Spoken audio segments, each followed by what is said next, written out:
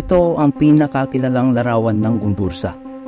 Ito ay isang postcard na larawan noong taong 1908. Ang larawan ay bahagi ng koleksyon ni Alfonso T. Umpin, isang kilalang tanyag na kolektor at nag-preserve ng mga makasaysayang larawan. Maraming beses na ito na-imprinta sa mga libro, nalakip sa mga pahinarya at tumatak na sa isipan ng mga tao. Ngunit matapos ang halos isang dekada, isa pang larawan ang lumabas mula sa koleksyon ni Denz Villegas. Ang dalawang larawan ay halos magkahawig. Pinapakita nila ang Gumburza mula sa parehong posisyon at naiba na lamang sa background. Wala na itong istante ng libro, pati itong bintana. At halos lahat ay burado na. Ngunit may isang pangunahing pagkakaiba. Yung naging popular, makikitang 3 ang pare. Samantalang ang pangalawang larawan, naging 5 na sila. O kaya naman ito ang naunang larawan.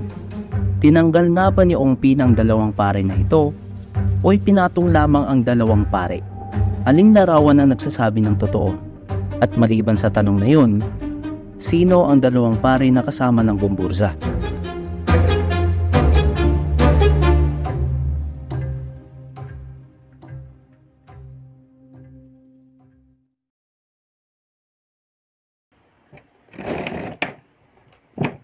Habang nag-scroll ako sa isang social media, dumaan sa aking newsfeed ang post na ito. Ito ay post ng pinakatanyag na historiador at manunulat na si Professor Ambet Ocampo, ang dating chairman ng National Historical Commission of the Philippines. Si Ocampo ay nakapagdathala ng mahigit 30 mga libro. Karamihan sa kanyang mga naipublish na gawa ay nakatuon sa buhay at gawa ng pambansang bayani na si Dr. Jose Rizal. Mabalik tayo. Sa post na ito ni Professor Ocampo, tampok sa larawan ng 3 paring martir, sina Padre Mariano Gomez, Jose Burgos at Jacinto Zamora na mas kilala sa kasaysayan bilang ang Gumburza. Sila yung 3 Pilipinong sekular na pari na binitay ng otoridad ng Espanya dahil sa maling akusasyon. Noong paghahari ng Espanya sa Pilipinas, pinirmahan ng dating Gobernador General Rafael Izquierdo ang kaparusahang kamatayan para sa 3 pari na ito. Dahil ginigit ng Kastila na sila daw ang utak ng pag-aalsa na naganap sa isang arsenal sa Cavite. Ginarote sila sa Bagong Bayan na ngayon ay Luneta Park noong 17 ng Pebrero taong 1872. At ito na rin ang dahilan kung bakit isinulat ni Dr. Jose Rizal ang kanyang ikalawang nobela na pinamagatang El Filibusterismo noong 1891. Sa post na ito ni Professor Ocampo, 2 ang nakalakip na larawan. Hindi natin alam kung ano ang orihinal dito. Ito bang nasa kaliwa o ito bang nasa kanan? Dinuktor nga ba talaga ni Umpin ang larawan? Na-curious ako at sinimulan ko ang pagre-research. Nagsimula ako sa wala. Naghanap ng mga artikulo sa internet, nagbasa-basa at kahit pag-contact mismo kay Professor Ambet Ocampo, hindi nagre-reply. Sinubukan ko din ang historiador na si Sao Chua. Hindi rin nag-reply. Muntik na akong sumuko dahil sa limitadong impormasyon na ito. Pero matapos ang isang araw na paghihintay, nag-reply si Professor Xiao. Simple lang ang kanyang sagot tungkol sa di umani pagdoktor sa larawan. At iminungkahi ni Professor Xiao si Eufimo Agbayani III. Ito po yung sinasabi nilang litrato daw ng 3 paring martir. Ito si Eufimo Agbayani III, isang public historian at isang Historical Sites Development Officer ng National Historical Commission of the Philippines na nag-aaral sa larawan ng Gumburza. Ang tanong, ito nga ba ang lehitimo na litrato ng Gumburza? Gusto nating talakayin saan ba galing ang picture na yan? At sino ba nagpakalat ng picture na yan? At sila ba yan? Maraming pagtatalo kung ito ba ay litrato ng Gumburza. Unang lumabas raw sa publiko ang larawan na ito noong 1909 sa libro ni Austin Craig na The Story of Jose Rizal. Makikita ang larawan na ito na nakalakip sa isang pahinarya.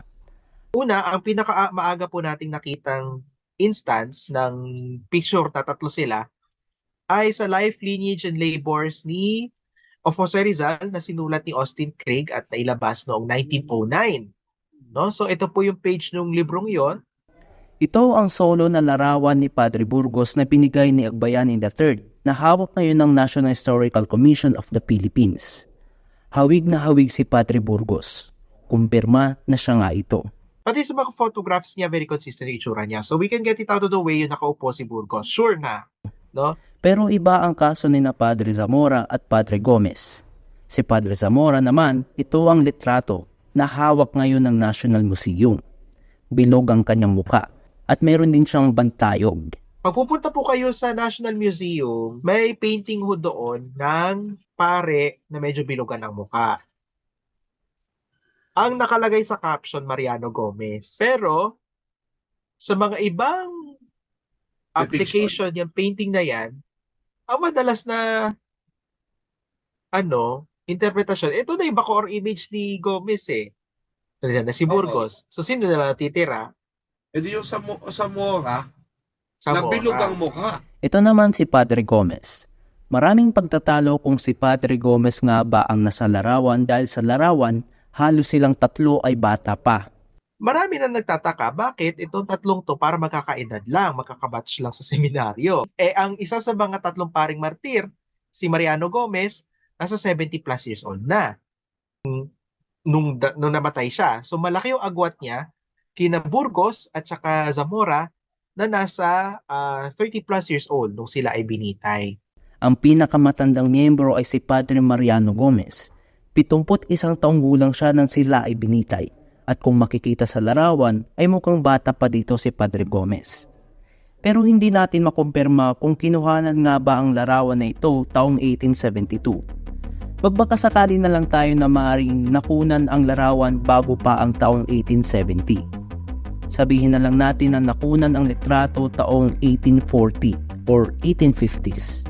Pababayin natin ang edad ni Gomez nang mas bata pa siya. Pero kung ganun, bata pa lang sina Padre Burgos at Zamora sa mga ganong taon, kaya imposible ito. Hanggang ibinigay ni Professor Agbayani ang litrato na ito. Ito raw ang orihinal na muka ni Padre Mariano Gomez. Hawak ito ng kolektor na si Diosdado Capino ng National Historical Commission. Sa Bacoor, ganito po ang itsura ni Gomez. Ang muka medyo elongated at very visible yung pagkunot ng muka dahil sa edad. Itong picture na nasa pinakakaliwa, pinasinayaan niya 1923. So it's plausible na may mga bata noong 1872 na buhay pa noong 1923. Na kung ikukumpara niyo po yan doon sa tatlong pare na nandun sa litrato, parang malayo-layo doon sa medyo itsura nung nandun sa group picture. Nalilito pa rin ang mga historiador kung ito nga ba talaga si Padre Gomez at Zamora. Pero ano sa tingin niyo?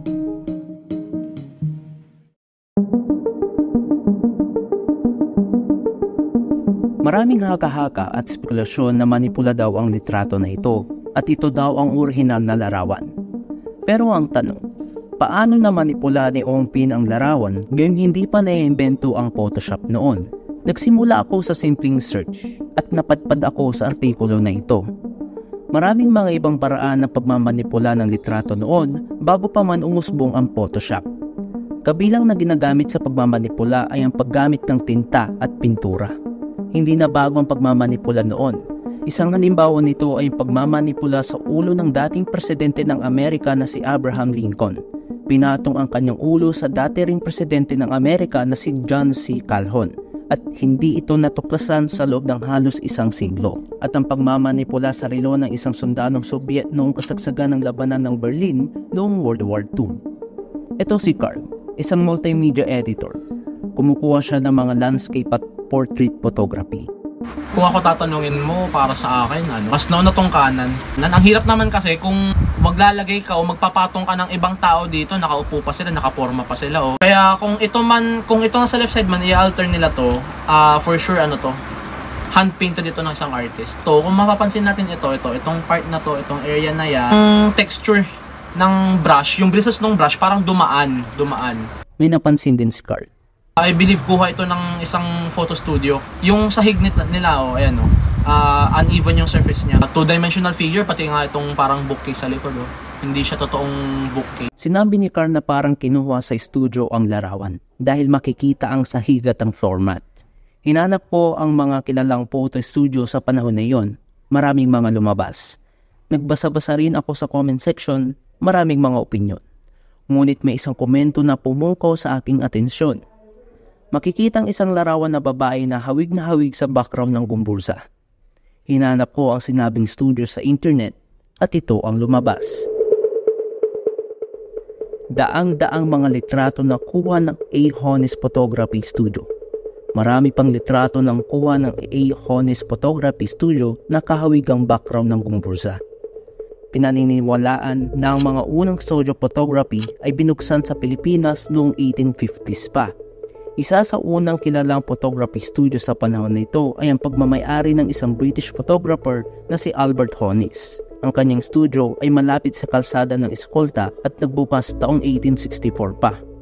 Sa ibaba ng litrato ng gumbursa, makikita rin ang tatak na A. Honest at base sa kanyang ibang larawan na kuha, marahil ditong studio kinuhanan ang larawan ng gumbursa.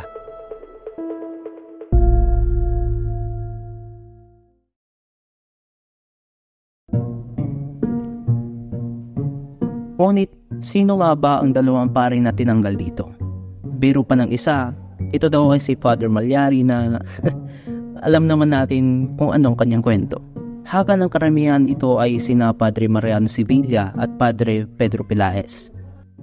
Sinasabi nila posibleng itong isang nakatayo na tinanggal ay si Mariano Sevilla, and yung nakaupo na nakaganon, nakarest yung kamay doon sa medyo parang bench. May mga nagpo-propose na posibleng ito daw po si Pedro Pelaez. Padre Mariano Sevilla, isang Pilipinong pari at reliyosong manunulat. Siya ay kabilang sa mga pare na nagtaguyod ng sekularasyon ng mga karapatang sibil ng mga Pilipino noong panahon ng pamumuno ng Espanya sa Pilipinas. Ito ang larawan ni Padre Mariano Sevilla. Nakuha ito ng kanyang huling taon. At ito naman ay maaring nakuha nung kabataan niya pa. Tignan ang kanyang mga mata, kilay, ilong, at mas lalo ang kanyang labi. Kamukha niya to. Di ba may mga pictures siya sa pagtanda niya? Kamukha niya talaga yan eh. So medyo hawig, no? Hula ko, marahil siya nga ito nang bata pa siya. Padre Pedro Pelaez. Siya ang kauna-unahang Pilipinong pare na nagtaguyod ng sekularasyon at pumabor sa mga karapatan ng mga Pilipino pare. Ito ang larawan ni Padre Pelaez. Hawig na hawig din. Pero hindi natin masabi na siya nga ito. Bakit? Namatay si Padre Pelaez dahil sa lindol na tumama sa Kamaynilaan noong taong 1863. Tignan natin, nagsimulang mag-operate ang A. Honest Photography Studio taong 1864. Ibig sabihin, wala na si Padre Pelaez na nagbukas ang nasabing studio at hindi tayo makakasiguro kung siya nga ito. Sa konklusyon, kinuhanan ang larawan sa A. Honest Studio at base sa date of operation na ng studio, maaaring nakuha ito kaagahan ng taong 1860s. Naitago ni Alfonso T. Ongpin ang orihinal na kopya, minanipula gamit ang pintura noong 1908 at ibinigay kay Austin Craig para may lakip sa kanyang libro noong 1909, kung saan kumalat ang naging popular na ang larawan sa kasalukuyan. Matapos ang isang buwan na pag-aaral, lumabas din ang totoo. Salamat sa tulong ng dose-dose ng mga tao, ilang oras na paghahagulgol at isang mahabang paglalakbay sa internet. Siyempre, ang isang pagsisiyasat tulad nito ay maaring magpatuloy at magbago matapos may upload ang video na ito. Ngunit sa ngayon, upang matapos ang ating video ay dapat nating tanungin ang ating sarili kung nakontento ba tayo sa sagot na mayroon tayo ngayon. At sa tingin ko, oo. Magandang araw.